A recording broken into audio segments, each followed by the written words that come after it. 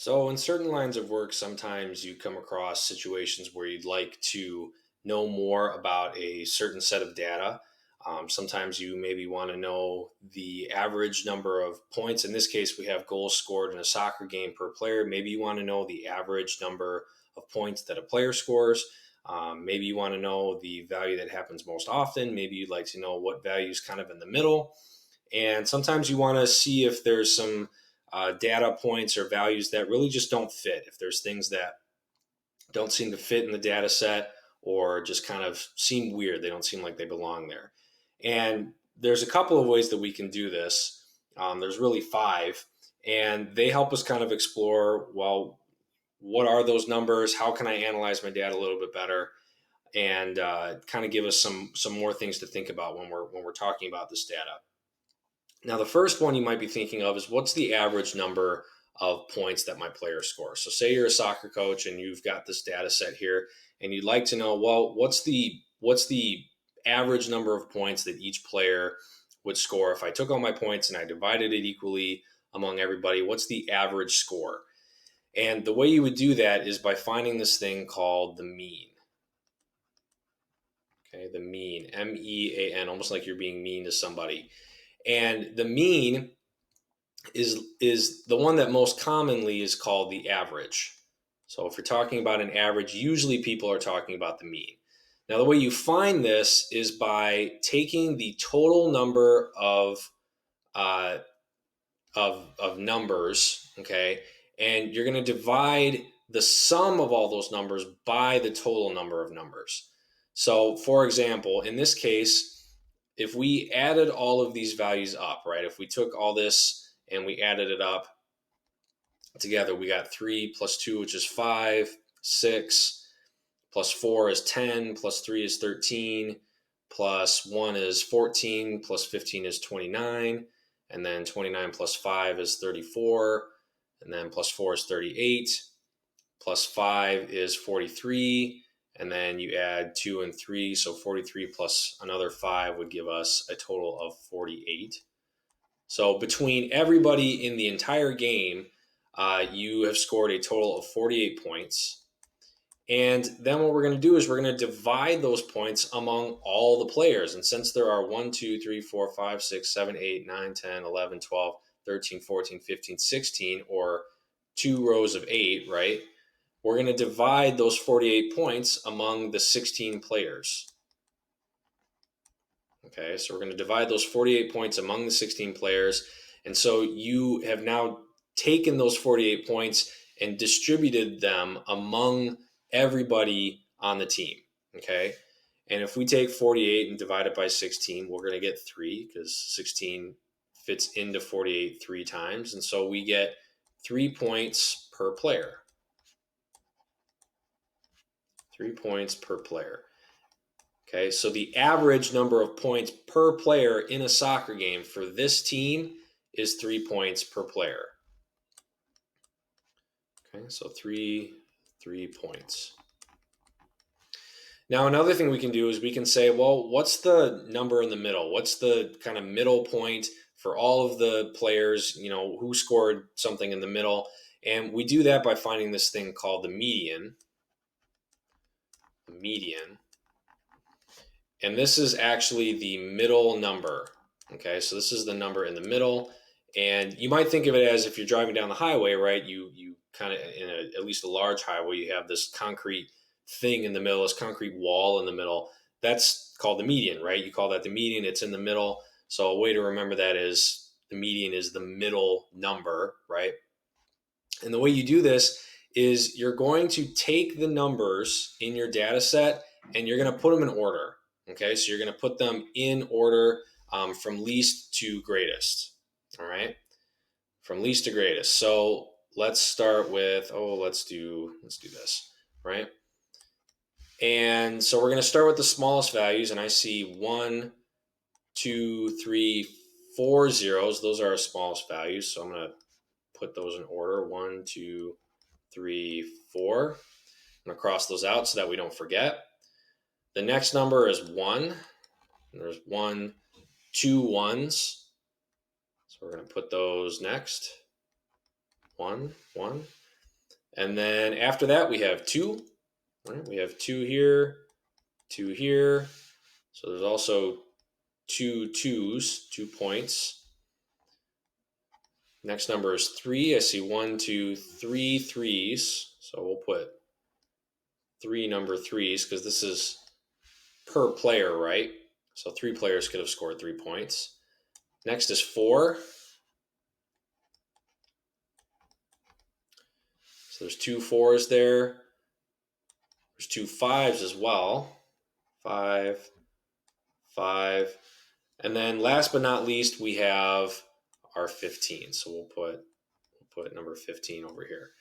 Okay, so you order them from least to greatest. And then the next thing you need to do is you have to kind of cross them out. You have to kind of eliminate them.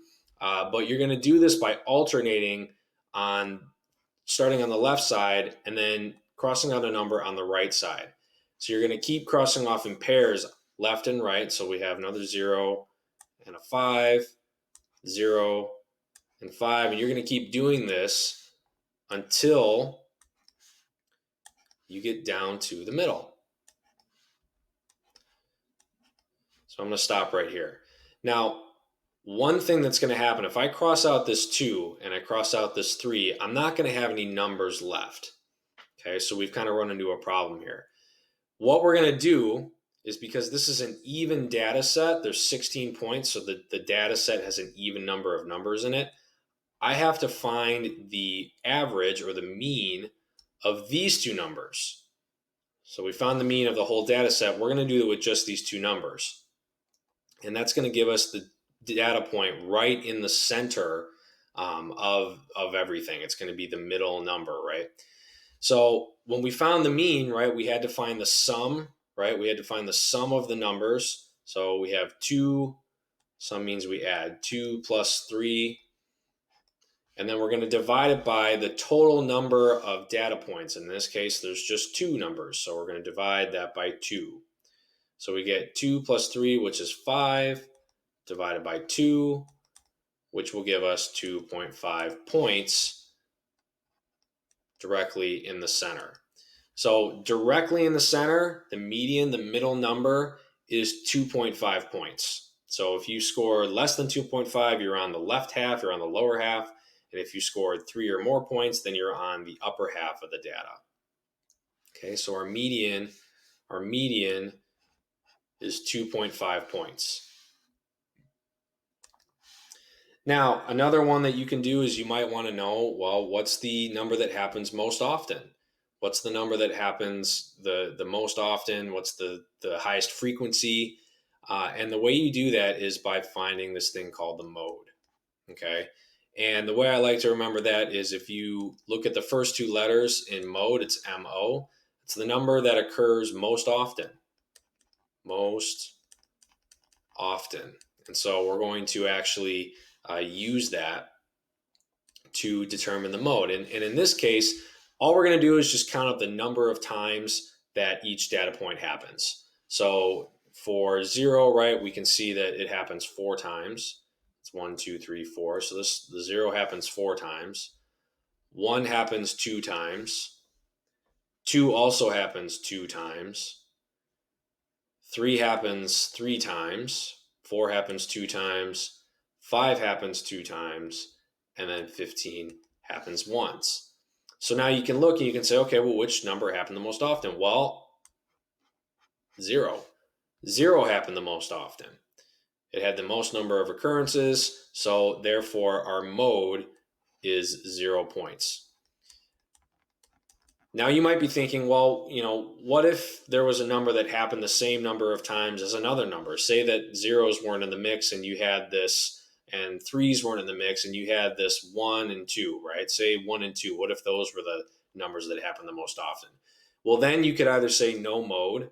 So if these 2 were the highest numbers, if you have a tie, you can say no mode. You can also put both numbers. So if you want to do that, you can say 1 and 2 were the mode because they happen the most out of everything else and they happen the same number of times. So you could do that. But in this case, we just have 0 because that happens the most often. Another thing you might consider is, well, what's the distance between the largest number and the smallest number? That's something that you might want to know. And we call that the range. Range. And that is the difference or the distance, let's say distance between the largest value, or the upper extreme, the largest value, and the smallest value. Largest and smallest value. Okay. And so the way you would do that, if you want to find the distance between the largest and smallest values, our largest value is 15 and our smallest value is 0. Well, the distance between those 2 points we know is 15. We can also prove that by taking 15 and subtracting 0 from it. That also gives us a distance of 15 points. So there's 2 ways to do it. You can either count the number of numbers between 15, but you can also just take the largest value and subtract out the smallest value. Now, the last thing you might want to do, the last average that you might want to know about, is what's a number that doesn't really make any sense? What's a number that's kind of not a part of this data set? What's a number that you don't really think you'd see, or a number that kind of just doesn't follow the pattern, right? We call these numbers an outlier or outliers. Okay, and those are numbers that don't follow the pattern. So this is a number that, or a data point that doesn't follow the trend. Doesn't follow trend. Doesn't follow the trend. Now, in this case, right, we're looking at all these numbers, and I see that I've got 0s and 1s and 2s and 3s and 4s and 5s, and they all seem to be very close together. And then all of a sudden, we've got this one person, this one teammate player that scores 15 points. That's 3 times as many as the second place and third place person, right? So 15 is huge compared to everything else. It's really far removed. It's 10 away.